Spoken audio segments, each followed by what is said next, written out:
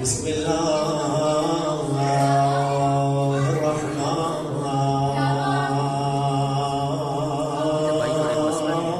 الرحيم.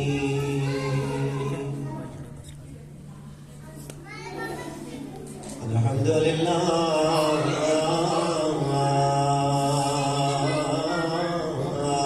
رب العالمين، الصلاة والسلام على أشرف الأنبياء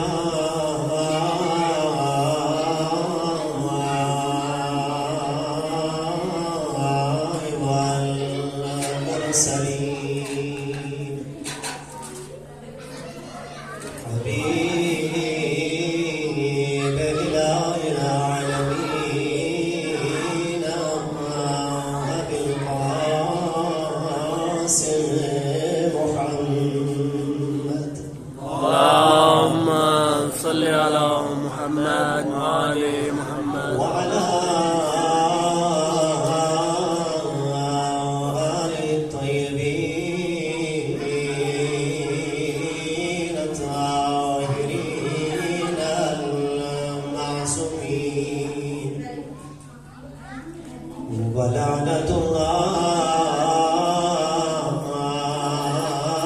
على أعدائهم أجمعين. أما بعد، فقد قال رسول الله صلى الله عليه وآله وسلم: نوروا بيوتكم بتلاوة القرآن صلوات. اللهم صل على محمد وآل محمد وعجل ولي دعا ہے خالق کائنات تمام عزاداران مذہبی کربلا کو اپنے حفظ و امان رکھے. میرے اللہ، ہمارے برادر عزیز ایسے خدا صاحب برادر عزیز ایسے نبی صاحب کی توفیقات خیر میں اضافہ فرما. میرے اللہ، ان کی ساری جبیرہ کو اپنے دربار میں قبول و منظور فرما. میرے اللہ، محمد و آل محمود کی صدقے سے ہمیں اس ماہ مبارک سے صحیح طور پر استفادہ کرنے کی توفیق عطا فرما. میرے اللہ، محمد و اہل بیت محمد علیہ الصلوۃ والسلام کی عزت و عظمت کا واسطہ حاضرین کی تمام حاجات شرعیہ کو پورا فرما. تمام پریشانیاں مومنین کی پریشانی کو دور فرما. امام زمانہ علیہ الصلوۃ والسلام کی ظہور میں تاجیل فرما. ان کی قبولیت کے لیے آواز بلند صلوات. اللهم صل على محمد وآل محمد وعجل. عزیزوں، دوستوں، بزرگوں،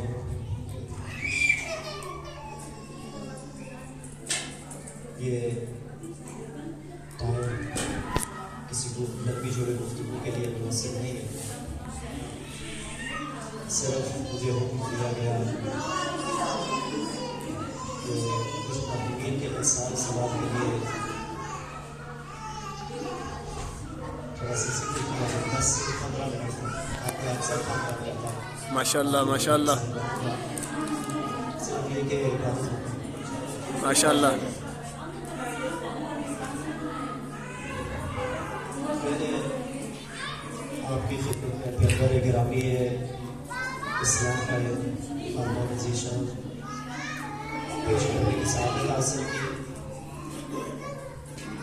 جس میں ارشاد ختم مرتبہ ہو رہا ہے کہ اپنے گھروں کو نورانی بناؤ، اپنے گھروں کو مکمل کرو تلاوت قرآن کے ساتھ. ماشاءاللہ ماشاءاللہ.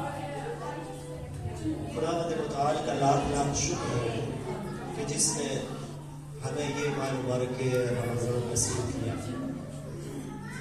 اور اس ماہ مبارک رمضان میں ایام ہفتہ میں سے سب سے بہترین دن روز جمعہ ہمیں نصیب فرمایا. اور اس دن ہم قرآنی حوالے سے ایک مختصر سی یہ بھی میں سمجھتا ہوں کہ پروردگار کی طرف سے توفیق ہے سبحان اللہ کہ مبارک رمضان میں انسان قرآنی خدمات کو انجام دے، زیادہ سے زیادہ قرآن کی تلاوت کی جائے، یہ سعادت اور خوش قسمتی ہے۔ چونکہ لمبی چوڑی گفتگو کرنی نہیں ہے، میں کسی حدیث کے ذریعے میں 2-4 جملے بیان کروں گا۔ دیکھیے آپ سب علماء، بزرگان، خطباء اسے بہتر سمجھتے ہیں۔ قرآنی حوالے سے میں اگر کروں کہ اس سورج کو چراغ ہونے کے مطابق ہے، مناسب نہیں ہے، لیکن چونکہ برادر احسن صاحب نے عمل کیا اس حوالے سے ایک جملے بیان کروں گا۔ ماشاء اللہ قرآن معجزہ ہے، بے شک سبحان اللہ قرآن ایک ایسی کتاب کا نام ہے کہ جو انسان کی ہدایت کے لیے پروردگار نے نازل کیا، اور ارشاد ہوا کہ ان هذا القرآن یہدی للتی ہی اقوم۔ یہ قرآن ایک ایسی کتاب ہے کہ جو انسان کو ظلمت اور تاریکی سے نکال کر روشنائی تک لے کے آتی ہے۔ ماشاء اللہ یہ قرآن اس کتاب کا نام ہے کہ جس نے شب قدر کو عظمت عطا کی، بے شک اور ارشاد ہوا انا انزلنا فی لیلۃ القدر۔ یہ قرآن وہ کتاب ہے کہ جس میں ہر بیماری، چاہے ظاہری ہو، چاہے باطنی ہو، چاہے روحانی ہو، معنوی ہو، ہر بیماری کا علاج اس قرآن میں موجود ہے۔ ماشاء اللہ ماشاء اللہ ارشاد ہوا وَنُنَزِّلُ مِنَ الْقُرْآنِ مَا هُوَ شِفَاءٌ وَرَحْمَةٌ لِّلْمُؤْمِنِينَ وَلَا يَزِيدُ الظَّالِمِينَ إِلَّا خَسَارًا۔ یہ قرآن ایک ایسی کتاب ہے کہ جو انسان کو سیدھے راستے کی طرف لے کے جاتی ہے، بے شک انسان کی ہدایت کے لیے یہ کتاب نازل ہوئی۔ اب خوش قسمت ہیں وہ لوگ کہ جو اس کتاب کی طرف رجوع کرتے ہیں اور یہ کتاب اس انسان کو ہدایت کرتی ہے۔ عزیزوں، دوستوں اور بزرگوں، خوش نصیب ہیں وہ لوگ کہ جن کی زندگی قرآنی ہوتی ہے۔ ماشاء اللہ ماشاء اللہ خوش نصیب ہیں وہ لوگ کہ جو اس قرآن کے ساتھ متمسک رہتے ہیں۔ خوش نصیب ہیں وہ لوگ کہ جن کے خون میں، جن کے گوشت میں، جن کی ہڈیوں میں اس قرآن کا اثر چلا جاتا ہے۔ جیسے کہ حدیث بھی ہے کہ جو جوان اگر اپنی جوانی کے دوران قرآن کی تلاوت کرتا ہے تو یہ قرآن اس کے گوشت، اس کی پوست، اس کی ہڈیوں کے اندر اس کا اثر چلا جاتا ہے، اور یہی وجہ ہوتی ہے کہ انسان کی زندگی قرآنی بن جاتی ہے۔ ماشاء اللہ ماشاء اللہ بے شک اگر انسان اپنی زندگی کا کچھ حصہ اس قرآن کے ساتھ، انسان متمسک رہے اس قرآن کے ساتھ اور اپنی زندگی کا کچھ حصہ اس کے لیے وقف کر دے، تو یہ قرآن ایک ایسی کتاب ہے کہ جو ساری زندگی اس انسان کی حفاظت کرتی ہے۔ بے شک یہ کتاب قرآن انسان کی محافظ ہے۔ ہمارے ایک بڑے ہی پیارے دوست قاری قرآن و حافظ قرآن، بس آخری جملہ شاید، کیونکہ میں ٹائم بھی دیکھ رہا ہوں 10 سے 12 منٹ بہت زیادہ ہو جائے گا۔ ہمارے ایک بڑے اچھے دوست قاری قرآن، حافظ قرآن، جن کا تعلق افغانستان سے ہے، وہ فرماتے ہیں کہ یہ جو میں نے جملہ آپ کے سامنے پیش کیا کہ انسان اگر اس قرآن کے ساتھ متمسک ہو جائے تو یہ قرآن اس انسان کی حفاظت کرتا ہے۔ کیسے حفاظت کرتا ہے؟ ذرا اس میں توجہ فرمائیے گا۔ وہ ہمارے دوست فرماتے ہیں کہ اب چونکہ افغانی ہیں اور ایک ایسے علاقے سے ہمارا گزر ہوا، ہم ایک ٹیکسی پہ جا رہے تھے، ایک میں تھا اور 3 اور بھی ہمارے دوست تھے، ایک ساتھ ڈرائیور تھا، اور ڈرائیور گاڑی چلا رہا بعد اس کا کوئی مزل ہے جو بھی، ہم جو 4 افراد اس ٹیکسی میں بیٹھے ہوئے تھے ہم شیعہ تھے۔ یہ ٹیکسی جس راستے سے جا رہی تھی، راستے میں طالبان والوں نے ہمارا راستہ روک دیا۔ جب راستہ روکا، ہمیں گاڑی سے اتار دیا، ہم چاروں کو ایک لائن میں کھڑا کر دیا, ہم کھڑے ہو گئے, وہ کہنے لگے کہ میں بالکل آخر پہ کھڑا ہوا. توجہ میری طرف ہے. بسم اللہ ماشاء وہ اللہ. کہتے ہیں کہ یہ جو طالبان والے تھے انہوں نے ہماری تلاشی لینا شروع کر دی, ہماری جیب کی تلاشی لی, ہمارے پورے کپڑے, اور یہ بہرحال اس جو طالبان والے متخصص اس حوالے سے سی کر کے ہماری تلاشی لی. وہ کہتے ہیں کہ پہلا جو لفظ, پہلا جو فرد تھا اس کی طالبان والوں نے تلاشی لی, اس کی جیب سے پیسے بھی نکلے, موبائل بھی نکلا, وہ لے کر کے اس کے بعد اس کو گولی مار کے مار دیا. اور جو ہے اس کو مار دیا. اس کے بعد ایک دوسرے ہمارے دوست کی باری تھی, اس کی بھی تلاشی لی, اس سے جو کچھ نکلا لے کر کے اس کو گولی ماری, مار دیا. تیسرا جو ہمارا دوست تھا اس کی انہوں نے تلاشی لی, جب اس کا موبائل, پیسے جو کچھ تھا اس کی جیب میں, وہ اسے لے لیا. اس کے بعد تیسرے کو بھی گولی مار دی. یہ ہمارے دوست فرماتے ہیں کہ آپ چوتھا نمبر میں تھا. اب میرا آپ سے سوال ہے, اگر میں اور آپ ہوتے تو ذہن میں کیا خیالات ہوتے, کیا سوچتے؟ وہی سوچتے جو ہم نے دیکھا تھا, وہی سوچتے, کوئی اور نہ کوئی بہانہ نہ کوئی چانس. وہ کہتے ہیں کہ انہوں نے میری تلاشی لینا شروع کی. توجہ کرے گا, طالبان والوں نے میری تلاشی لینا شروع کی. میری جیب سے موبائل نکلا, پیسے نکلے, اور یہ جو فرنٹ والی جیب تھی اس سے چھوٹا قرآن نکلا. ماشاء اللہ ماشاء اللہ. قرآن جی بھی جو چھوٹا قرآن ہے وہ میری جیب سے نکلا. کہتے ہیں کہ وہ جو طالبانی تھا اس نے جب قرآن دیکھا, کھولا, اس کو چیک کیا واقعی یہ قرآن ہے یا کچھ اور ہے. جب چیک کر لیا دیکھا نہیں, واقعی مطمئن ہو گیا کہ یہ واقعی قرآن ہے. اس کے بعد اس نے مجھ سے سوال کرنا شروع کیے. اس نے کہا کہ بتاؤ مذہب کیا ہے؟ تو میں نے کہا کہ میں شیعہ ہوں. انہوں نے ایک بار قرآن کو دیکھا, پھر میرے چہرے کو دیکھا, دیکھ کے کہتا جھوٹ بول رہے ہو. جو ہے تم جھوٹ بول رہے ہو کہ تم شیعہ ہو. کہا کہ نہیں میں شیعہ ہوں. کہا اگر تم شیعہ, توجہ کیجیے گا اس جملے پہ, تو اس نے کہا کہ اگر تم شیعہ ہو تو یہ قرآن تمہاری جیب میں کیا کر رہا ہے؟ یہ قرآن تمہاری جیب میں کیا کر رہا ہے؟ تو یہ ہمارے دوست کہنے لگے کہ میں الحمدللہ قاری قرآن بھی ہوں اور حافظ قرآن بھی ہوں. تو انہوں نے کہا کہ اگر تم واقعی حافظ قرآن اور قاری قرآن ہو تو ہم چاہتے ہیں کہ تم سے کچھ قرآنی آیات کو سنا جائے, تاکہ مطمئن ہو جائے کہ واقعی تم قاری بھی ہو, حافظ بھی ہو, ساتھ ساتھ جو تم کہہ رہے ہو کہ شیعہ بھی ہو, مطمئن ہو جائے. تو وہ ہمارے دوست کہنے لگے کہ وہاں اس صحرا میں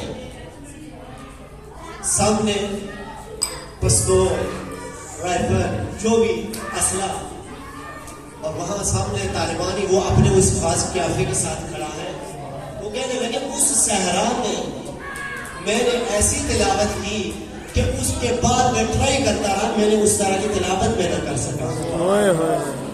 اتنے ہی خوبصورت انداز میں نے اس کے سامنے تلاوت کی کہ میں آج تک وہ میری یادگاری تلاوت تھی جو وہاں پہ میں نے تلاوت کی.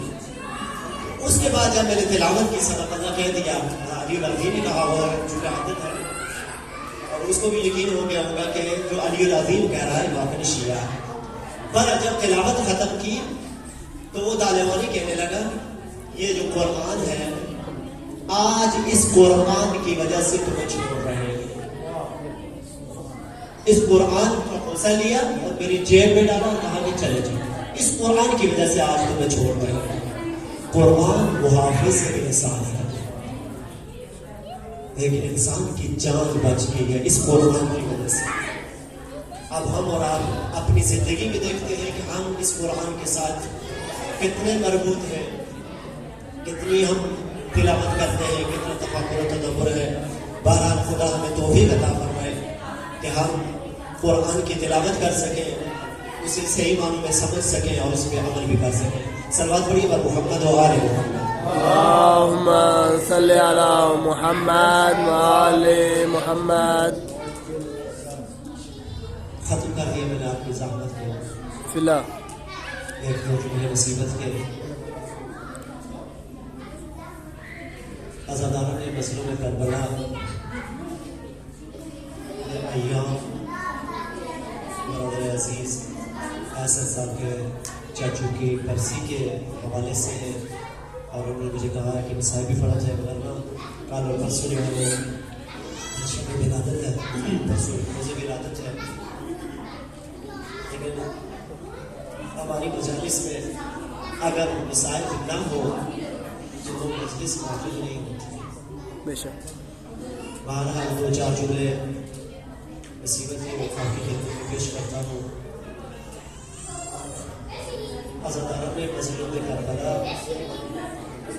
کائنات میں سب سے بڑا قریب ہے حسین۔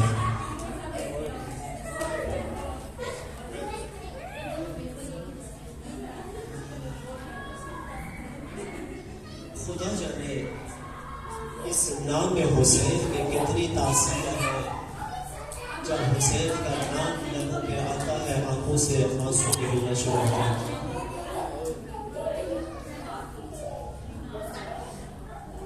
اللہ جلے حسین کے اس نام میں کتنی تاثیر ہے، لیکن اے کاش دنیا اس حسین کی قدر کرتی، اس حسین کی عظمت کو سمجھتی۔ روز عاشور صبح سے لے کر شام تک لاشیں اٹھا اٹھا کے تھک جانے والا حسین کبھی بیٹوں کی لاشیں اٹھاتا ہے، کبھی بھائیوں کی لاشیں اٹھاتا ہے، کبھی اصحاب کی لاشیں اٹھاتا ہے، کبھی چھوٹے چھوٹے معصوم بچوں کی لاشیں اٹھاتا ہے، سب کے لاشیں اٹھا اٹھا کے تھک جانے والا حسین جب کوئی نہ بچا نظر یمیناً و شمالا، زہرا کے لال نے ایک مرتبہ دن دیکھا، ایک مرتبہ من دیکھا، جب کوئی نظر نہ آیا حسین نے ایک مرتبہ صحرا پہ پڑے لاشوں کو دیکھنا شروع کیا، اور ایک ایک لاشیں کو دیکھ کے فرماتے ہیں آئین آئین زہیر، آئین آئین مسلم ابن السجاد۔ اصحاب کے نام لیتے جا رہے ہیں، مولا رو رو کے جملہ فرماتے ہیں، رو کے فرماتے ہیں اے میرے اصحاب، شب عاشور میں نے کہا تھا کہ تم چلے جاؤ، اندھیری رات ہے یہاں سے چلے جاؤ، لیکن تم یہی کہتے ہوئے نظر آ رہے تھے حسین آقا آپ کو چھوڑ کے کہاں جائیں گے، لیکن اے میرے اصحاب اے حسین تمہیں پکار پڑے ہیں، کوئی بھی مجھے جواب دینے والا نہیں۔ حسین ہر ایک کا نام لے لے کے پکار رہے ہیں۔ عزاداروں جب کہیں سے کوئی جواب نہ آیا نا، زہرا کا لال چلتے ہوئے پشت خیام میں گئے، رو کے فرماتے ہیں السلام علیکم یا زینب و یا ام کلثوم و یا سکینہ و یا جاریۃ فضا علیکم منی سلام، او میری بہن حسین کا آخری سلام، او میری زینب بہن بھیا کا آخری سلام، او میری بہن کلثوم میرا آخری سلام۔ عزادار آخری سلام کا نام آتا، خیام میں کوہرام مچا، زینب دوڑ کے پشت خیمہ میں آئی، رو کے کہتی ہے بھیا حسین صحرا میں کس کے حوالے، او بھیا حسین دشمنوں کے درمیان کس کے سارے، اجرکم اللہ اجرکم اللہ، خدا سوائے غم اہل بیت کے کوئی غم نہ دے۔ اللہ تعالیٰ مولا حسین رو کے فرماتے ہیں میری بہن زینب مجھے اس خیمہ میں لے کے جاؤ جہاں میرا بیمار سجاد۔ عزاداروں زینب نے اپنے بھیا کا ہاتھ پکڑا، اس خیمہ میں گئی جہاں مولا سجاد سو رہے، بیوی آگے کہتی ہے سجاد بیٹا اٹھو، عزاداروں کوئی جواب نہ آیا، بیوی کا لہجہ بدل گیا، رو کے فرماتی ہے میرا لال سجاد اٹھو، بابا آگے، عزاداروں بابا کا نام آنتا، مولا سجاد کی آنکھ کھلی، رو کے فرماتے ہیں پوپی مجھے سہارا دو، عزاداروں بیوی زینب نے مولا سجاد کو سہارا دیا، مولا اٹھ کے بیٹھے، ایک مرتبہ اپنے بابا کی طرف نگاہ کی، خون میں ڈوبا ہوا بابا نظر آیا، رو کے فرماتے بابا آپ کی یہ جو حالت بن گئی، این آپ کی العباس، او میری کبھی مجھے بتاؤ میرا چچا عباس کہاں گئے، رو کے فرماتے مولا دے کے فرماتے بابا آپ کی یہ حالت بن گئی، میرا بھیا علی اکبر کہاں گئے، مولا رو کے فرماتے میرا لال قد قتل اکبر مارے گئے، عزاداروں مختصر مولا دے کے فرماتے میرا سجاد بیٹا اللہ کے حوالے، اور میری زینب بہن اللہ کے حوالے، میری کلثوم بہن خدا حافظ، عزادار مولا نے الوداع کیا، آگے خیام کے بعد عزادار مولا ایک مرتبہ گھوڑے پہ سوار ہوئے، مولا کا گھوڑا چلا چند قدموں پہ پہنچایا، پیچھے سے قدموں کی آٹھ محسوس کی، مولا نے پلٹ کے جو دیکھا 4 سالہ سکینہ گھوڑے کے پیچھے دوڑتی آ رہی، عزاداروں مولا نے اپنے گھوڑے کو روکا، سلجھنا کرو گا، دیکھ کے فرماتے ہیں میری لاڈلی میرے سینے کا تعویذ